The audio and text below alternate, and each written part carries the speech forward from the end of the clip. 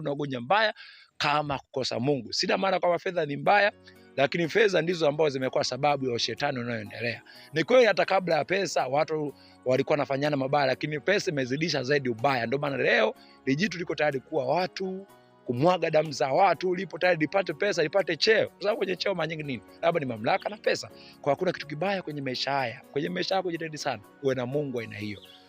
Mungu wa aina hiyo asionekana, Mungu asionekana.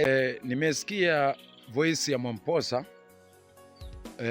inayosema kwamba hakuna ugonjwa mbaya kama kukosa pesa, na akasema kwamba heri afadhali uumwe malaria kuliko kukosa pesa kabisa.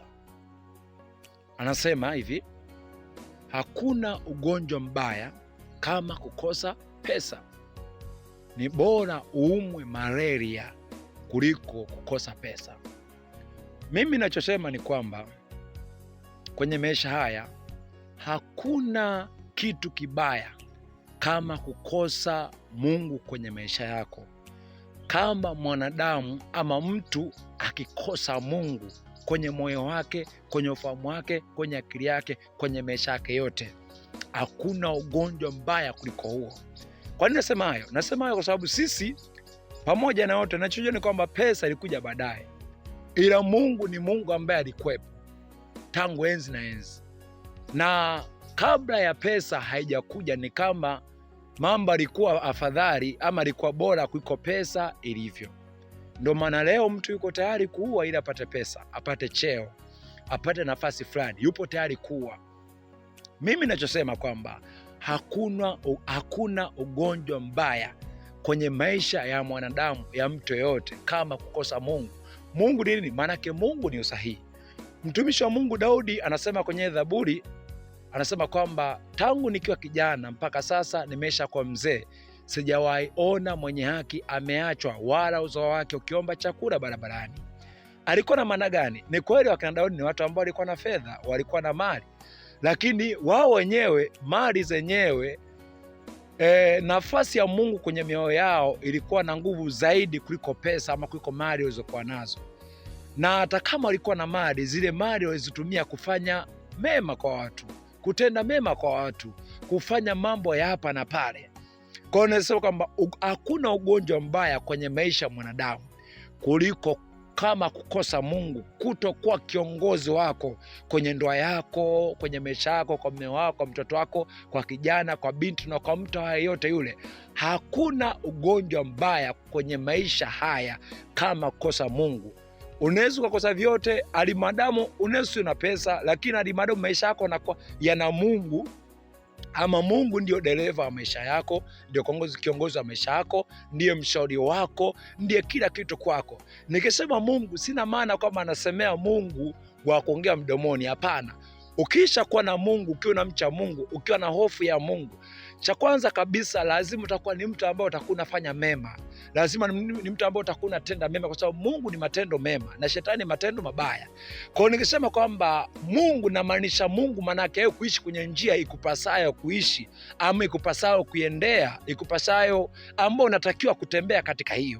Kwa hiyo nasema kwamba kukosa Mungu ama kutokana na maana yake, na maana kwamba wewe maisha yako bila kuongozwa na Mungu na wewe kutokufanya yale. Hakuna ugonjwa mbaya kwenye maisha ya mwanadamu kama kukosa Mungu. Mungu kutokuwa kiongozi wa maisha yako. Kama nilivyosema kwamba kuwa na Mungu sio kusema mdomoni. Kuwa na Mungu maanake Mungu atakuongoza kufanya matendo mema, atakuongoza kuwatendea wengine mema, atakuongoza kuwafaa wengine, kuwafaa kwa matendo mema, kwa kile ulicho nacho, hata kama ni kidogo, hata kama ni kidogo, sio kikubwa, lakini katika kile kidogo. Kwa sababu kama utaishi maisha hayo, hata kama kuna siku utakosa fedha, ndugu, Mungu ni mwaminifu. Hakuna tendo ambalo mwanadamu analitenda ambalo lienda tu hewani, lakini kila jambo ama kila tendo analotenda mwanadamu lazima itakuja kumrudia tu.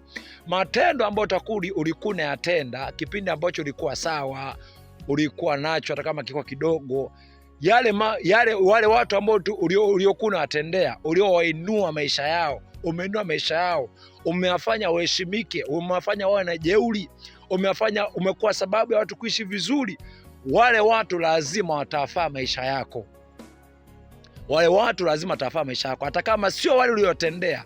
Kuna mtu ama kuna watu ambao watainuka, watakuja kukufaa wewe, watakuja kukutendea mema na wewe, kwa sababu atakumbuka kwa habari ya wema wako ambao ulikuwa unawatendea watu wengine, ulikuwa unawafanyia wengine. Watakumbuka ule moyo wako, na watakavyokumbuka ule moyo wako, watakumbuka wao wenyewe, watasukumwa kwenye mioyo yao ya wao kukufaa wewe pale ambapo utakuwa kwenye kipindi cha shida ama kipindi cha maumivu na taabu.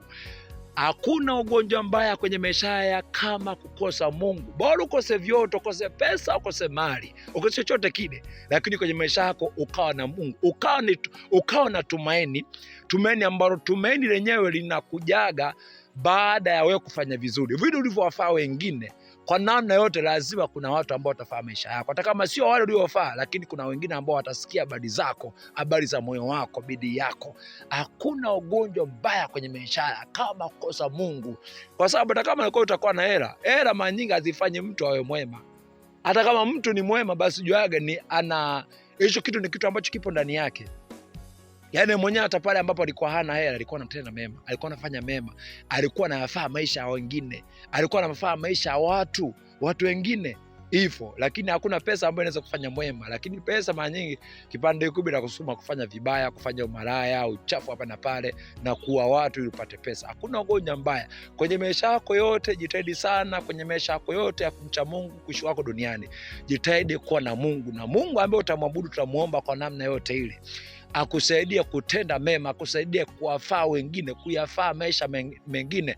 Hata kama huna kikubwa, lakini hata kwa kichache, hata kwa 200 ulionayo, jitahidi sana kuyafaa maisha wengine. Hata kama sio ufanye kwamba ili watu wakufae, lakini fanya kama ni moyo wako, kama ni wajibu wako. Na wewe mwenyewe kuna watu ambao watakuja kufaa, hata kama sio wale uliowatendea. Kuna watu ambao Mungu atainua. Maandiko yanasema kwamba pandacho mtu ndicho atakachokivuna. Maana katika yale ama katika kile unachokitenda, watu watakuja kukutendea wewe. Ndio maana Yesu anasema kwamba wapeni watu vitu, nanyi mtapewa kipimo cha kujaa na kushindiliwa na kusukwa. Kwa nini mtapewa? Mtapewa kwa sababu na nyinyi mlitenda mema, mliwafanyia wengine mema, mliwafaa wengine. Kwa vile ambavyo utawafaa wengine, ndivyo ambavyo kuna watu ambao watakuja kufaa wewe kipindi cha shida yako, kipindi cha tatizo lako. Ndio maana mhubiri anasema kwamba mhubiri anasema mkumbuke Muumba wako siku za ujana wako, kabla siku mbaya zilizo mbaya hazijakaribia. Mkumbuke Muumba wake, kumbuka kufanya mema, kutenda matendo mema kwa moyo wako wote, kwa nguvu zako zote, kwa uwezo wako wote. Hakuna kitu kibaya kama kukosa Mungu kwenye maisha yako. Uwe kijana, uwe binti, uwe baba, uwe mama, kwenye ndoa yako, kwa watoto wako. Hakuna kitu kibaya kama hicho. Bora ukakosa vyote hivyo, lakini kwenye maisha yako ukawa na Mungu, ukawa na usahihi katika matendo mazuri, katika matendo mema unayoyatendea wengine. Wafae watu ni kwa ajili yako. Hakuna ugonjwa mbaya kama kukosa Mungu. Sina maana kwamba fedha ni mbaya, lakini fedha ndizo ambazo zimekuwa sababu ya ushetani unayoendelea. Ni kweli hata kabla ya pesa watu walikuwa wanafanyana mabaya, lakini pesa imezidisha zaidi ubaya. Ndio maana leo lijitu liko tayari kuwa watu, kumwaga damu za watu, lipo tayari lipate pesa, lipate cheo. Kwa sababu kwenye cheo mara nyingi nini? Labda ni mamlaka na pesa. Kwa hakuna kitu kibaya kwenye maisha haya. Kwenye maisha yako jitahidi sana uwe na Mungu aina hiyo. Mungu wa aina hiyo asionekana, Mungu asionekana yote ambao utasema naye, akusaidie kufanya yale ambayo yatakuwa yanaonekana.